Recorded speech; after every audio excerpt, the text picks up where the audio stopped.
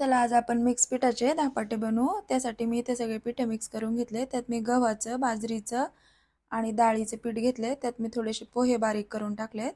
त्यात मी मीठ, हळद, लाल तिखट, हावरी, जिरे, ओवा आणि थोडासा हिरव्या मिरचीचा ठेचा टाकलाय। 1 वाटी बारीक चिरलेला कांदा आणि कोथिंबीर टाकून मी पाणी टाकून पीठ छान मळून घेतलंय। इथे मी पीठ मळून 5 मिनिटं साईडला ठेवून देते। तोपर्यंत आपण दह्याची चटणी बनवून घेऊ। त्यासाठी मी इथे 1 वाटी दही घेतले। त्यात साखर, मीठ आणि थोडंसं पाणी टाकून मिक्स करून घेतले।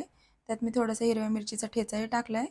तो ऑप्शनल आहे, तुम्हाला नसेल पाहिजे तर नका टाकू। आता आपण छान असे इथे धपाटे थापून घेऊ। धपाटे थापताना त्यात बोटाने थोडेसे असे होल करून घ्यायचे, म्हणजे धपाटे भाजताना तेल दोन्ही साईडनी लागतं। मी इथे कपडा ओला करून घेतला होता, म्हणजे चिकटत नाही धपाटे त्याला। आता आपण छान असे धपाटे इथे सगळे भाजून घेऊ। हे पहा मी छान असे धपाटे भाजून घेतले।